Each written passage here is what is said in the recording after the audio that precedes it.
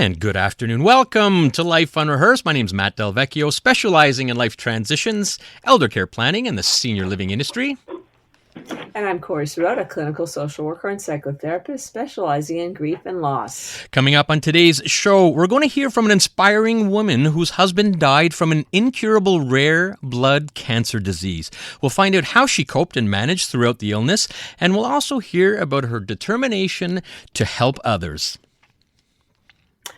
That's going to be a great story. But before we hear about that, Matt, I know that you made a big announcement last week about a new launch to some additional services to your already existing services that you offer.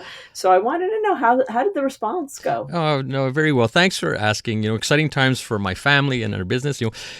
Traditionally, Lianas Senior Transition Support, we're involved with helping families and loved ones when they need to transition or look for senior living communities. But you know what? Not everyone is ready to make the transition. So I get a lot of questions about, I'm not sure how to navigate the public system or private system. We might need home care. Maybe it is time to move. So I was able to acquire a little company, and they specialize in elder care planning.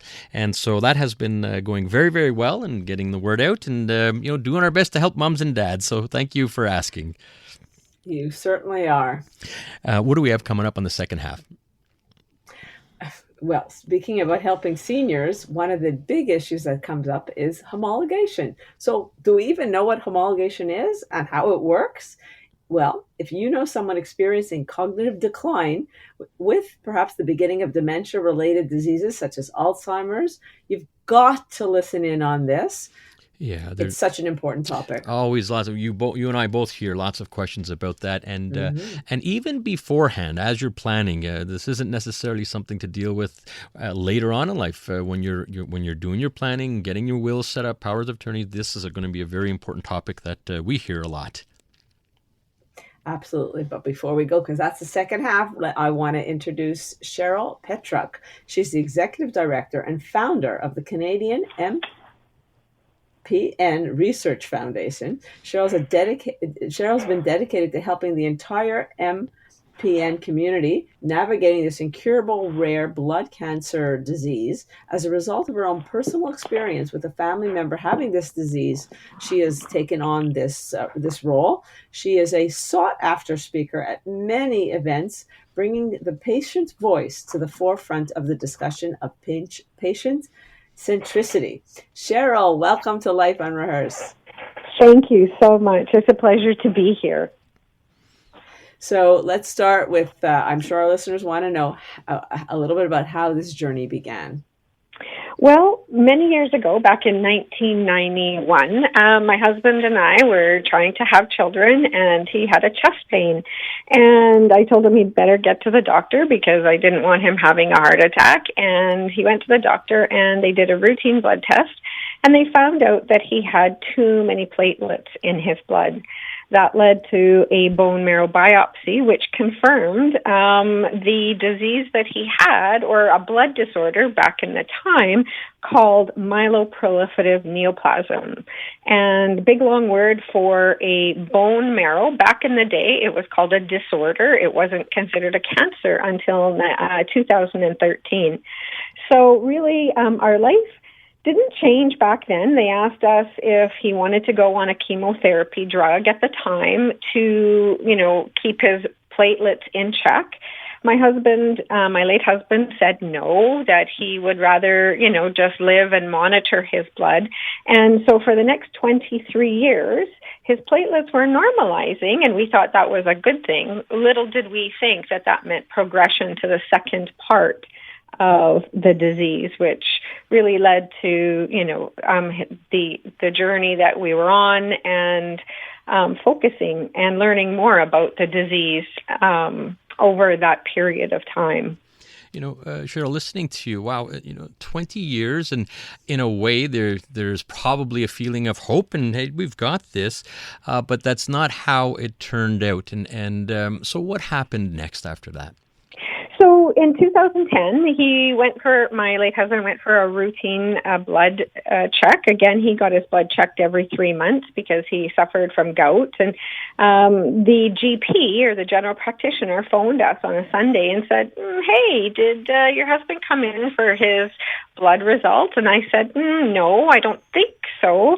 So he said, well, have him come in tomorrow. So he went in on the Monday, and sure enough, that's when the GP said, I think we have a problem here, and sent us. We were into the cancer hospital within 3 days in Edmonton, where we lived and resided. And it was really, how do I say it? We didn't know what we were facing. But when we got into the examination room, the oncologist, hematologist came in and started talking to us and said, I think I'm going to do a bone marrow biopsy. Have you ever had one? And my husband said, yes, back in 1991. So the doctor scurried out. We could hear him, on the computer. He came back into the room and said, okay, I think I know, I'm 99% positive I know where we're at in this. He did a bone marrow biopsy right then and there, and I saw the bone marrow on the side, and it was like a rope. It was very fibrous. It wasn't like normal bone marrow should be. And he sent us away. He said, go have a coffee, come back in an hour. And then he was writing the word myelofibrosis on his whiteboard in his office. So in 2010, that's when our life really changed, because the disease had progressed from it was called essential thrombocythemia, meaning too many platelets in your blood, to myelofibrosis, which was the second stage of the disease, a more drastic, more, what's the word I'm looking for, difficult part of the disease, because it really determines the length of your life. Survival is typically around 5 to 7 years. So it really was then and there that we felt very alone, because it is a rarer blood cancer. And I started doing a lot of research, and I started trying to find people in Canada and elsewhere who had the same diagnosis, because we felt very alone. We were only very few of, one of few people in this world, so to speak, that had this diagnosis. Right. Little did we know there are other people around in Canada and around the world who have this same diagnosis. And right. Cheryl, yeah. You are fascinating. This is a fascinating story, but we got to go out to traffic. I knew this was going to happen. So that's the voice of Cheryl Petruk, whose husband died from an incurable rare blood cancer disease. She's talking to us on Life Unrehearsed.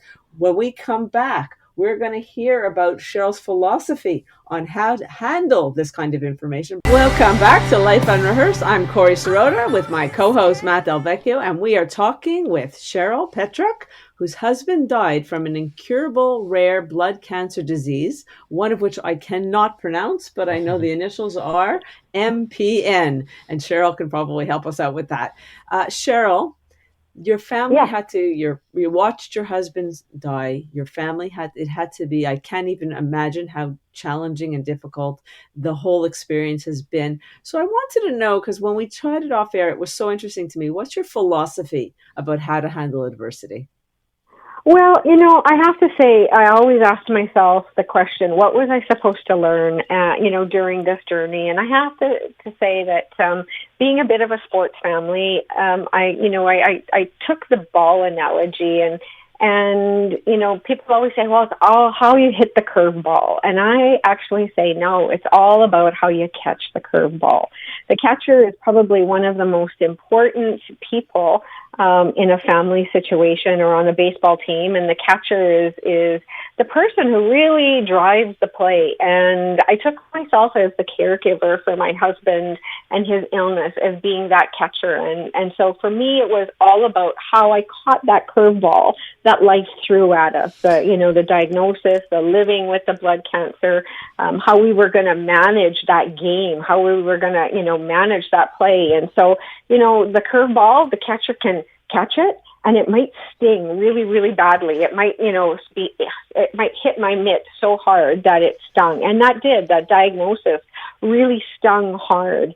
But then I thought, okay, what am I going to do with this? Do I throw it to first? Do I get the guy out at first? Do I throw it to second to make the runner, that's forwarding on? What do I do? How do I catch that curveball, and what do I do with it? Cheryl, and how do I react to it? I just love that analogy. I think it's very, very apropos. What do you do with that curveball? Not knocking it out of the park. It's catching it, and what do you do with it? I love that. Talk about life unrehearsed. This is something that you've lived. Well, you did take that curveball, and you ended up creating these two wonderful services. And tell us about those, please. Sure. So in 2014, after trying to find people in Canada that had the same diagnosis, we came together with 12 other people across Canada, patients and caregivers, and we created the Patient Support Network, or the Canadian MPN Network Patient Advocacy Group. And that group, provides patients with support and education and the opportunity to get together. We have support groups all across the country, in almost every major city across the country, and they help patients and their caregivers and their ecosystems navigate their journey through support. And then I took it one step further. In 2017, I created the Canadian MPN Research Foundation, a charitable organization where we support our physician and research community with new and ongoing research projects to help support this blood cancer. It's really important that we keep pushing for more cures, or not more cures, more treatments, and even a cure, if we can get that far, but really more treatments to help patients live a normal life with this rare blood cancer. It's amazing. You're listening to Life Unrehearsed. I'm Corrie Sirota with my co-host Matt Del Vecchio, and we are talking to Cheryl Petruk, whose husband died from an incurable rare blood cancer disease. And that did not stop her. Aside from the support network and the research, you weren't done there. You created an app. You got to tell people about this. Well, absolutely. So, my husband, there's lots of things that patients need to look at, and quality of life is so vitally important when you're diagnosed with something you have no control over.